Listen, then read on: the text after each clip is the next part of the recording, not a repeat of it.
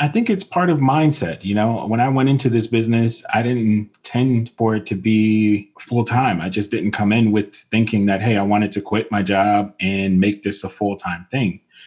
I wanted to come in and have some play money and, just kind of have a few units and, thought that I would stop there, but I didn't. This is episode number 17 of the Short-Term Rental Success Stories podcast. Welcome back to Short-Term Rental Success Stories. I'm your host, Julian Sage.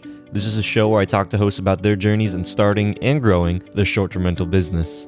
My goal is that you'll be able to walk away with practical information that'll help you become a better host and learn how to scale your business. Like any exceptional host, we all strive for 5-star reviews, so please go on over to iTunes and let us know what you enjoy, as it really helps support the show.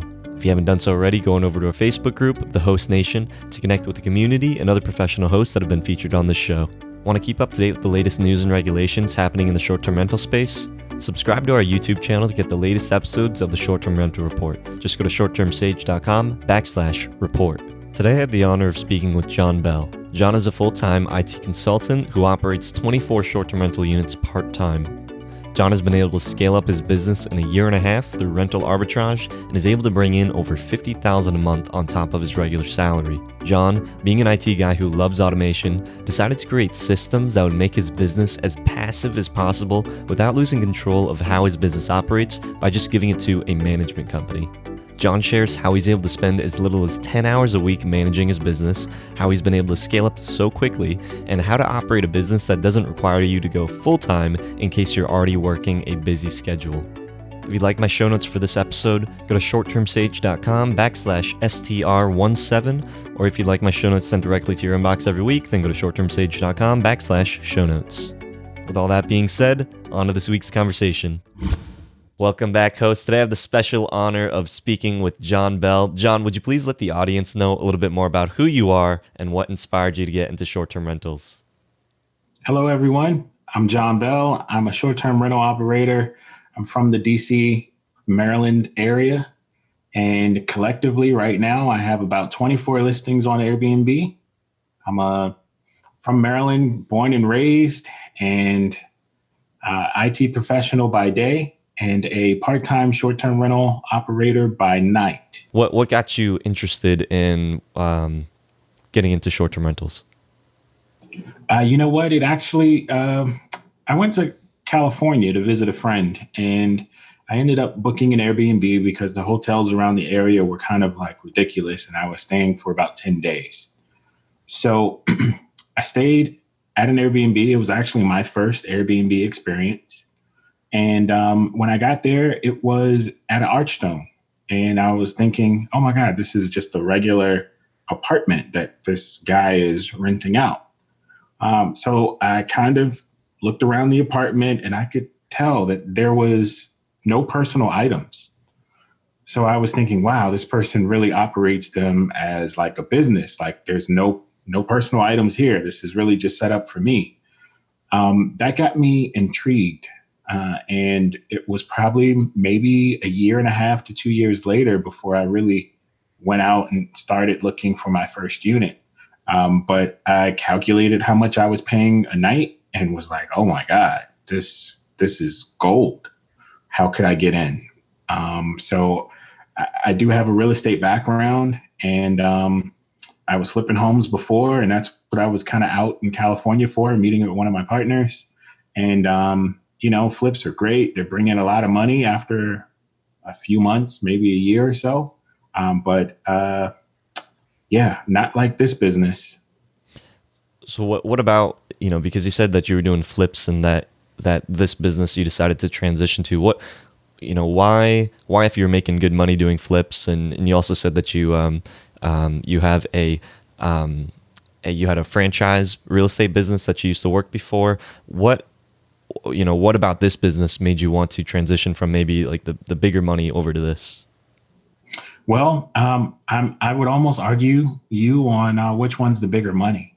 If we really look at it, buying a property, you have to put in a down payment. You also have to wait for the renovations to get done. Who knows what can happen during that stage? You have to sell the property, and then you collect your profits. There's a lot of money that's needed up front to kind of get the ball rolling just to make some money on the back end. Meanwhile, everybody's scared recession, housing prices could go down. So, if I think I'm going to make 100,000 and housing prices go down and I only make 30,000, was it really worth it? So in this whole thing, it was an easy in, if I could say the least, right? I mean, you pay a lease, you pay the down payment, and I'm in for 10% uh, of what I would normally put in flipping a home. So I'm able to do a lot more and also generate residual revenue monthly, almost passively. So uh, the model is 100% better because I almost don't have to put much down on anything to actually get some cash generated, and it's ongoing versus a one and done scenario. So that's why I stopped flipping, completely stopped. When we met up and you were telling me when I was, we were talking because we both live in the same area. And when we met, you're saying, I've managed to scale this up in such a, in about a year and a half. And, you were telling me about your listings and everything like that. And I was just thinking, man, okay, you're probably doing this like a full-time job. But when he told me how many hours you put in, you said you spent around 10 hours a week, with managing your teams, with the messaging and everything like that to be able to run this business. I just think that that's crazy. What's the difference from people that are able to, that are having to quit their jobs to be able to manage this Airbnb business while you are able to keep on working a full-time job and manage multiple listings? I think it's part of mindset. When I went into this business, I didn't intend for it to be full time. I just didn't come in with thinking that, hey, I wanted to quit my job and make this a full time thing. I wanted to come in and have some play money and, just kind of have a few units and, thought that I would stop there. But I didn't. And I'm still able to be part time. And it's really because I told myself I didn't want to jump in full time. I set up things to make sure that I don't have to. I mean, I do have employees, but at the same time, I just manage them. I mean, there's a conference call in the morning. There might be a midday conference call, but that's it. Everything else for me runs very smoothly. That only got to this point mainly because of our experiences in the business and just kind of putting processes together on resolving issues and stuff that happen when they happen. What would you say are the biggest things that a person that is just starting off in the space and they're trying, maybe they have a few listings, maybe they have like 3 or 4, and usually, from all the people that I've spoken to and the hosts that have been on the show, at around like the 6 mark, the 6 to 7 mark is when people are like, okay, my income is able to be replaced, their W-2, so they're able to quit their jobs if that's what they want, but it's also because they need to be able to manage these things. What are maybe the key things that differentiates a person that is managing their Airbnb business full time versus someone that is able to kind of put this on autopilot and let it kind of automate itself? You're right. That 1 to 7 mark, 1 to 6 is a stressor for how you would do business within those numbers. Once you get the 8th or 9th unit, you can't operate the same way that you did prior. So that can be scary and would almost force a lot of people to think they have to go full time. So I experienced that myself where, we were doing things a certain way where we were storing all of our linens and stuff inside of each unit. The cleaners could wash stuff in the unit and stuff like that. Well, once you have 6 to 7 units and you only have 1 to 2 cleaners, how are they going to get around to multiple units within the same day if they got to wait for a washer and dryer? It's impossible.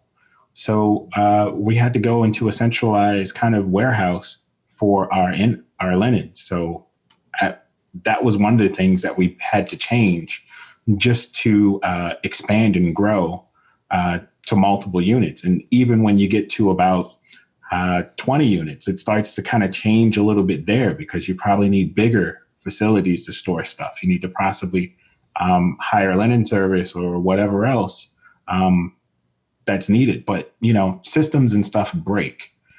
You just kind of have to refocus and come at it with another way that and test it out, see if it works, and when it does, stick with it and put a process behind it. How did you start off? Did you know that rental arbitrage was the method that you wanted to go initially, and then how were you able to? How quickly were you able to start getting those units? Yeah, rental arbitrage was technically the only method I know or knew at the time. So, like I was saying, when I first went out to California, it was just in a big apartment building, and I was thinking, wow, this is how it's done. So I took that model and I started going to big apartment buildings, and I was there to convince them to rent me two or more apartments. I was able to get one, but then we kind of hit some snags, and I was able to talk to another apartment building around that same time, and they were not as restrictive as the first building. So I was able to pick up two. Well, then I resolved the issues with the other building. So then I had four.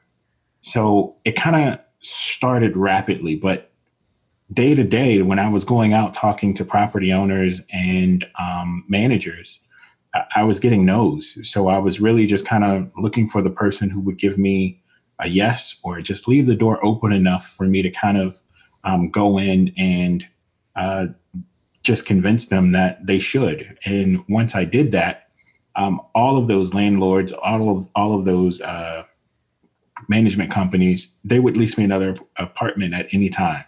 And they call or they ask if I want another, they can give me a special.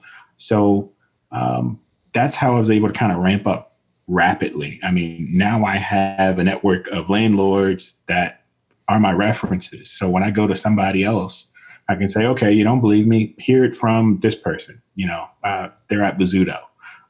Or hear it from this person. They manage a portfolio of 150 apartments. So it's very easy at this point to kind of get more because I have a nice group that will vouch and say 100% that he's the best guy you can get. It kind of sounds similar to the co-host method, where it's really kind of referral based. If you have those clients that you were working with before, they're able to refer you to more clients, or you're able to use them as a reference to be able to say, hey, I've got experience. If you want someone that's reliable and knows what they're doing, then, talk to the people that I've currently been working with. But when you first started off, were you going for like those high-rise apartment complexes, the ones with like, what do you even do? Like, do you just go up to the front desk and ring the bell and say, hey, who's the person in charge here? I want to rent out one of your units to make money. Like, how does that work? You know what? That sounds like how I started out. Yes. I mean, literally, I would go to apartments and I would just talk to people. I would almost just ask, hey, if your title was manager or assistant manager, I'm thinking I got the right person. I would always try to talk to the highest level that I could. I learned a few different things, like don't go on the weekends because normally that person is not there. So I was pounding the pavement between 2 and 4 or 5, whatever time the office normally closed, to talk to the right person. And sometimes I was missing them, sometimes I was catching them. But once you talk to the right person, things begin to get a little easier. Talking to somebody else that doesn't have the right title or position within the place, you almost are just kind of taking a shot in the dark, because either they're going to tell you, yeah, it's all fine. How many apartments do you want? And you get all excited and you say, hey, I want 4 or 5. And, you get signed up for 5, you go through this, and then somebody somewhere along the line says, no, you can't do that. That hurts because you thought you had it, and it was literally robbed from you. One of the things that I would maybe think would be a problem would be if you're going to speak with these apartment complexes and you're maybe talking to the assistant manager, and maybe the manager says like, okay, yeah, we can do that, but what if someone else says like, no, that's against the policy, or we've heard bad stories about people that are renting out, or how do you deal with that? The thing that is most important to me is to protect the lease. So, yes, I'm in big buildings with a lot of tenants, and I'm the guy who rents things out on Airbnb. That sounds bad to some people. So, to avoid that sounding bad, you almost have to let them know, hey, I have precautions, teams, and people in place to make sure that these things don't happen. And once you can comfort them on what their issues are, they begin to turn around and maybe get curious about letting you into their space. Maybe you can't get 5 units. Maybe they say, look, you can start with one. We can go from there. Um, Maybe they're aggressive and say, look, we'll start with one and put you on a month to month. I wouldn't suggest you sign a month to month, but at least you somewhat got something, some type of positive thing from this person. You can continue to work with them until they're fully ready. Have you seen that things have changed in the year and a half that you have been using this method? Yeah, I mean, I know that a lot of people have also started and have tried to get into the space. Um, it's definitely a catchphrase at this point, and that's good and bad. If more people are going out and doing things well, then that helps the space a lot in regards to regulation. So, I mean, there's been numerous changes with regulations that are somewhat good and somewhat bad. In my personal opinion, if the city or state or whoever is talking about short-term rentals, that's a good thing because that means it's somewhat solidifying the space.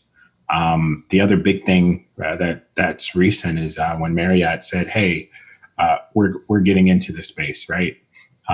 That to me was really, really, really big because if America's biggest hotel chain says, "Hey, yeah, we're going to do this too," um, that means that there's going to be some freeing up of regulations because every state wants the tax money and the revenue so they could build new things, put into schools. So I see this as a good thing, contrary to some of the people that don't like short-term rentals. I just don't think everybody sees the benefit that it could bring to the area. Now, for the people that are bad hosts, they will probably not be within business, after a few months. So that just creates more of a opportunity share for someone like me to pick up those extra units. So in a sense, the ecosystem is pretty good. I think things are right where they need to be as far as just the changes and stuff that have kind of come around. Yeah. What would you say is the most challenging part of starting a rental arbitrage business? You will want to start out in the grandest, the best building with the pools, with the pool room, with the three lounges, with the rooftop. That was a challenge because it's also those types of places that will come down on you harder when it comes to they want to change their own rules, whether they don't want you anymore. You are a good person when the building is new and you want multiple units. Well, that's great. You help get them to a certain flat line number. But once that happens, and then maybe their building management changes. When they come in, if it's not within your lease, you have issues. And if it is within your lease, then when it comes to renewal, you'll probably be without a lease.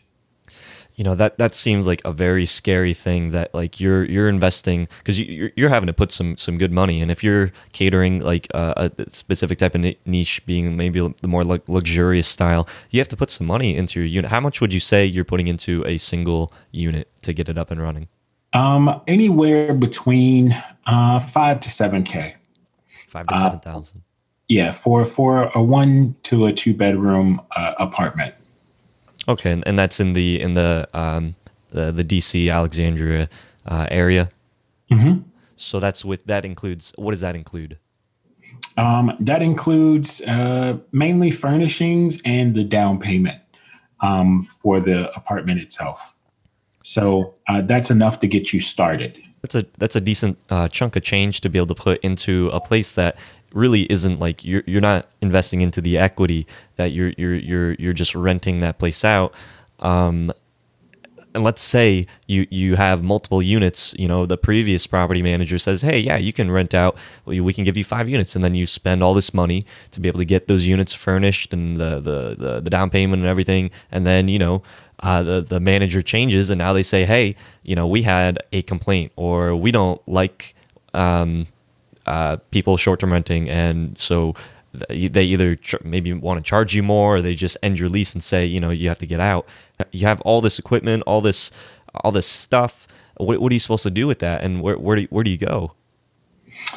Well, I kind of thought about it this way. It's a little funny, but I thought that this business starts other businesses. Let's just say everything goes belly up and I bought all this furniture. Well, guess what? I am now an owner of a furniture store. I'm selling all my furniture out to everybody else. Um, that's kind of how I thought about it in case stuff really goes that bad. But yeah, I mean, in the rental arbitrage world, you do run that risk of somebody changing their mind or the owner of the building deciding, hey, I'm not going to renew this guy's lease. I mean, you could be the perfect tenant. You could have no issues, but if they want to change direction, you just have to be comfortable with it. I mean, there's nothing you could really do. You're renting, you don't own the place.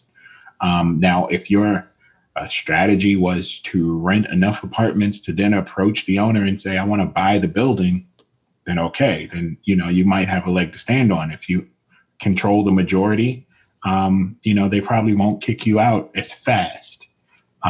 But it's a risk because you still have to maintain that relationship even after you are in there. And what is the most challenging part of scaling a rental arbitrage business? It's tough when the slow season comes, you know, when it's January and it's freezing cold outside and nobody's traveling to your area. You need to have managed your money well enough during the high season to carry you through the low season. Now, with the rental arbitrage business, you are having to pay for the rent. You have to pay for all your amenities, all that stuff. How is this really a profitable business that someone can really be able to pay for the rent and also make a profit and also be able to continue this? Like if something, let's say, your occupancy isn't as good or the slow season does come, are you still making a profit? Yeah, like I said, if you got proper money management, you're making a good profit on most of your units, if not all. So it is 100% a good business. From all of the units that you are operating, because you also operate in multiple locations, how much would you say on average from the total year with the low seasons and even with the increase in maybe competition and other people getting into the space, how much would you say that you are able to profit from a single unit going up? Profit wise, anywhere between 1,000 to 2,000 in profit. And that's what you're able to put into your pocket after all expenses and you've paid your cleaners and everything? Yep. $1,000 per unit. That seems pretty crazy. In the real estate, the long term rental, or in the long term rental world, is $1,000 even possible? Um, Not no, not per unit. I don't think it's possible. Having a few rentals myself, um, you're doing good to have 500 plus in profit from a renter and just the traditional method. So 1,000 to 2,000, yeah, that's why I got into this space. I think that that's pretty amazing that from a single unit with the low seasons, with paying off the rent and everything, you're still able to profit that much. You know, I'm just curious. I'm just curious how has this really kind of changed your life, being able to have this many units now, in such a short period of time, and previous to that you were working a full-time job, so that was like your primary source of income. How is this really kind of changed your life, and being able to operate this business and set it on autopilot, and also being able to profit from that? I mean, it's actually benefited my life tremendously. I mean, I love to travel. I travel on a whim. I mean, I'm here today. I could be gone tomorrow. This helps that. This funds that excitement for me. At the same time, I'm able to put away enough money to accelerate my retirement if I wanted to. So, I mean, as long as you can hold on to the cash, that it it could be life changing. I mean, if I really wanted to go out and buy my dream car, I could do it. Will I do it right now? Probably not. But ask me again next week. I think that the real big thing for a lot of people is like it becomes too much for so many people that are working a full-time job, that maybe they are just trying to manage like one listing, and it's becoming like too much, having to deal with like bad guests, having to deal with all this headache, people that are maybe staining their sheets and having to deal with the reviews. What do you even do? Because you're managing these 24 listings, but you don't have someone that, like a virtual assistant, that is messaging all these people. You're doing the messaging yourself. How do you manage that many guests and satisfy that many people? We have a lot of automations in place. So most of our check-in messages, checkout messages, Wi-Fi questions, stuff like that are all automated. So within the general conversation of a normal guest, there's some automations there. It is just the one-off questions that you kind of have to answer that I answer myself. This is how I'm able to reduce how much time I'm actually spending messaging guests back and forth. And what do you do to set your units apart? So if you have multiple units in a single complex, I imagine that there would be some competition against yourself potentially. Correct. So as I said before, I tend to style them differently from each other. So although they're all mine, they're all in the same building. I might attract a different guest. My style isn't everybody's style. We can take that from, just the general branding of Marriott's or whatever hotel chain you personally like yourself. I tend to go for a certain one, but some of the others are more traditional than what I go for. So, different people like different things. You kind of have to appeal to them. Being a small time host with multiple apartments, I get to play around with style and stuff like that to try to see, is there a thing that people like more? Do I do my rooms with red, you know, lease more than my rooms with blue? Do my orange rooms, attract a certain type of guest? Do I need a certain type of thing with this design? If I do, let's just say Asian design, do I need to include chopsticks? It's little things like that might attract certain guests. And is there anything that you include in your units that maybe saves you time and money? Saves me time and money. I would say my devices, my tech, like my noise aware and my Nest thermostats.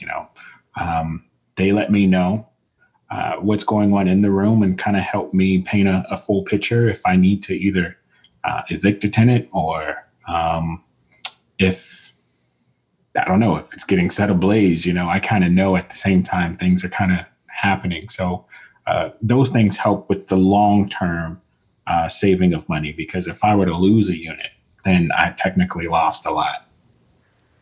That's also one of the things that is potentially really bad about rental arbitrage and having multiple units in a single complex. Like, let's say you do have a party that is going on in one of your units, and you have maybe 5 or more units in that single complex, and maybe that one party, it really, maybe it gets out of control. How could that affect your business? I mean, I could imagine the property manager just saying, hey, this is you're causing trouble, get out of here. And there basically goes your whole, business in that complex.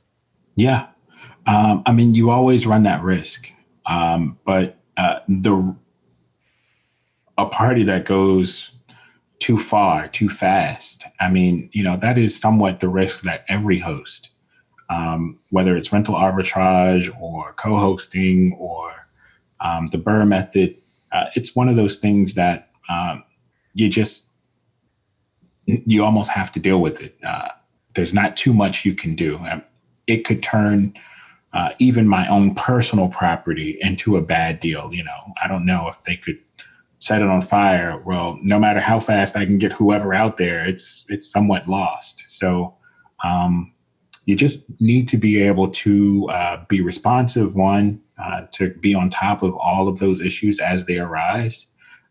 There's some communication that I do to my landlords where it's more like an incident report, where even if I think I resolved something before a tenant would have complained to the property owner, I'll just send them, hey, this is what happened. This guest made too much noise past quiet hours, and we messaged and they were able to quiet down. I'll communicate stuff like that, mainly because I want them to know that, hey, I'm on your team and I'm on top of my stuff. So you can trust that I know and I'm going to continue to perfect what I do and make sure my guests are treating your property great and my belongings great at the same time. How much would you say of your business is automated or systematized, and how much would you say is there actually that person there? How much of the host is actually in your model? So I would say a good 90% of our messaging is automated. The 10% that isn't automated are things that I feel like need a personal touch. Let's just say you're asking me for recommendations on a restaurant. If I were to automate some of those restaurants that I would normally say, maybe you send a message, you say, hey, looking for a restaurant close to the area. I see there's a sushi place across the street, but I'm allergic. And my automated response, first thing says sushi, right? That doesn't sound like, it's a very personalized response to a guest. And it's almost on the lines of being offended. Like I would be like, like I said, I'm allergic to sushi. Why would that be number one? So you want to make sure that you don't offend anybody like that. So I didn't automate those pieces. However, things like Wi-Fi passwords and where to park, stuff like that, it's all automated because it just makes it easier on myself. And technically, I'm the only one messaging the guest. My assistant doesn't message. It's really up to me. So with 24 listings, though, 24 units, that's there's 24 people that are staying in your properties, but then you're also dealing with all of the people that are interested in staying in those properties. How can you manage so many people by yourself? Systems and standards. When somebody sends an inquiry, there's an automated response that helps. That helps with your response rate on Airbnb. My response rate is right at 100% where it should be, because I want to make sure that at least they get something. I don't have a virtual assistant to where somebody's responding overnight. So in some cases, if I'm not up, a message goes until the next morning and unanswered, but they have something, there's something that they get back in return for even inquiring about the space. And with being about, you said about 90% of the communication is automated, 10% is personal. Has this affected your reviews at all?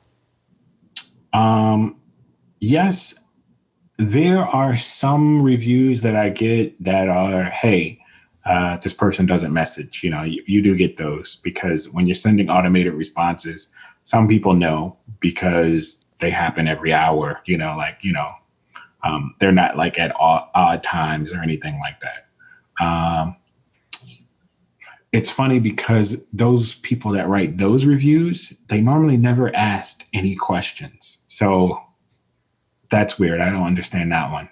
Um, some people love all the information and they'll say communication's 100%. You're really hit or miss no matter which way you go. I mean, this is really, um, it's up to the guest to determine whether it was good or bad. And because they have that control, some people want more of a personal touch. Some people don't want to be bothered while they're staying with you. So um, there's a fine line. And if you do everything else well within the apartment, your communication score normally will stay around the same score as everything else. And is there anything that you do that helps your guests leave positive reviews? I ask for it. I mean, I think it's important to ask for a favorable review. I don't overly ask. I'm not saying, hey, 5-star review. Hey, my name is 5-star review. Hey, give me a 5-star review. Oh, you left. Give me a 5-star review. You forgot to give me a 5-star review. I mean, this stuff, I've seen it. I've stayed at places. When I was doing some of my market research, I would go stay at places and I would look and see what they did. And literally, I mean, the Wi-Fi password was 5-star review. I mean, on the countertop, there was something that says, hey, we hope you enjoyed your stay. Please leave a 5-star review. I'm like, oh my God, I'm review overload. I feel like there's a professional way to ask for it. And even when there's a mistake that has to get resolved, there's still a pleasant way to say, hey, well, we effed up. Please, when you can, just leave a favorable review. We'd love to bring you back and, make up for the difference in something that you were lacking, whether we missed the mark on something or you just felt like something wasn't up to par. So you got to ask for it, but there's a professional way to do it. And is there one house rule that has saved you before? Yeah. Wow. Which one? Whew. Uh, you know, I would say noise past a certain time. I normally carry my quiet hours longer than whatever my building requirements are because I want to be on top of stuff. So whether or not they say 10 o'clock, I'm going to tell my guests 9 o'clock. That way I know I have an hour buffer to kind of get things down before it really becomes a problem. Um, and I'll carry that an hour past when they cut off as well for the same reason. And so what would you do differently if you had to start from scratch? If I started from scratch, there was a apartment building that I had a couple leases with, and it was somewhat outside of, I guess, where we are now. Right now, we are 100% self check-in, and I like that. This building, we had to interact either with the doorman or we had to drop off a key. That stressed the system too much because now we had to time arrival of the key or make sure that their name was on a list. And, those, like if we left it to the doorman, we almost had to hope and pray that the doorman was having a good day. Because if they were having a bad day, that's the first person your guest sees when they come in to collect the key. So we've had issues with that. And it was just when it came time for renewal of that lease, um, we just decided to let it go because it was too much of a headache. Did we like the location? It was one of our only locations with a pool. And, you'd hate to give that up. Prime location, 10 minutes from the airport. but it was one of those things. It was just too much of a headache to maintain and keep. So I had And to, and if you could give one piece of advice to someone who is trying to start a rental arbitrage business, what would that be? don't be scared of going to buildings, pounding pavement, and um, going for the no and listening to objections and just trying to overcome them. Sometimes, once you get enough under your belt, you become fluid, and uh, somebody's going to tell you yes. But at the same time, be ready for the yes. And where do you see short-term rentals going in the future? Nothing but up. Like I said before, Marriott getting into this space makes this whole thing really exciting because now we have a major player who's basically saying, "Hey, this model works. We've ignored it for years, and um, yeah, now we're in full fledged, but we're going to do it our way." And I like that they're going to do it their way. That allows me to still do it my way. So love the space. I think it's going to grow tremendously over the next um, 10 years and yeah, be a major avenue for anybody to travel.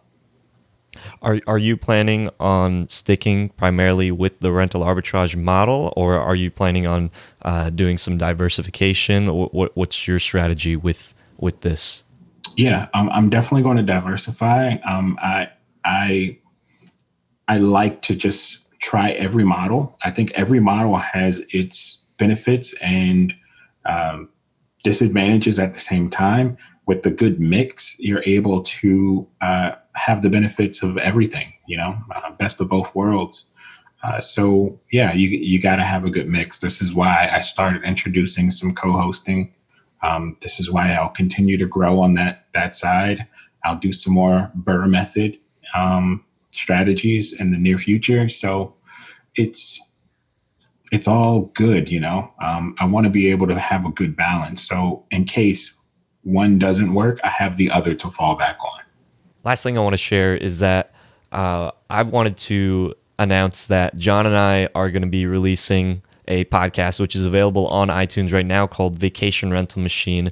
And this is something that I've been talking about, if you've been following in the Host Nation Facebook group, about some of the projects that we have going on. And John and I, we met up before we released this podcast, and we've been talking and trying to see how we can be able to make some content that can best benefit you guys. Because John, we met and we just connected on a very nice, deep level. John is a type of guy that is has a really big heart and wants to be able to share his methods on how he's been able to scale up to 24 listings in a short period of time. But really, the point that John wants to be able to do is have people that want to be able to work their full-time jobs, or just be able to change their lives by learning about the rental arbitrage, co-hosting, and really about building systems to be able to automate your business, because there really isn't that much information out there to be able to take a host that is just starting off. Because you said, John, your sister is just getting off into the space, and she's a little bit overwhelmed with the type of stuff that's going on, right? Oh yeah. I almost forgot how I felt getting into this space, but seeing her go through it, I'm slowly starting to remember, just the things and the details and the stuff you would worry about, just as a new short-term operator. So um, it's definitely a fun space. I've grown to the point to where those pain points aren't my pain points anymore. I have bigger and badder pain points at this point. But I want to share my experiences with the community, and I want to help people get to the level that I am and potentially higher than where I am.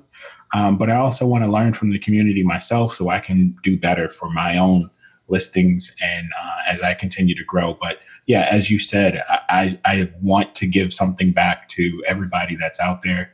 I want to share some information that I think will be beneficial and help people to accomplish whatever goal they might have for themselves. So whether that's putting away some extra money just on one or two properties, or if you want to build a portfolio of multiple properties, I want to be the guy that you call or basically message to get some assistance. So yeah, I'm really excited that we're going to do this, and I can't wait.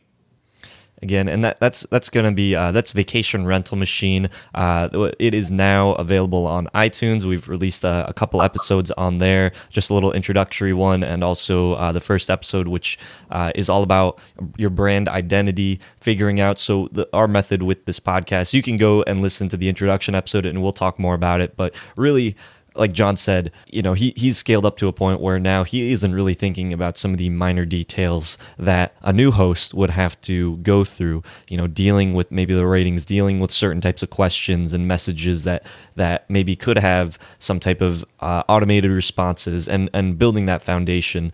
So, Jon has decided that he really wants to be able to help the community, and he really liked what I was doing.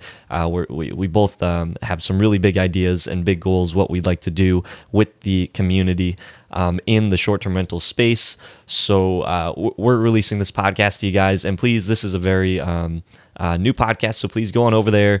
Let us know what you think. Join the Host Nation Facebook group. Leave your comments. Jon and I will be there answering your guys' questions. Thank you so much, Jon, for this interview and explaining how you've gotten to where you are and some of the awesome benefits and tips on rental arbitrage. It is just super exciting. Excited to keep on doing these shows with you. And until next time, Host Nation, keep on hosting. Hope you hosts benefited from the show. If you found value, please go on over to iTunes, leave us a review, and let us know what you enjoy about the show. If you'd like to talk to hosts that have been featured in these episodes as well as the community, go on over to our Facebook group, The Host Nation. Talk to you hosts in the next episode. Keep on hosting.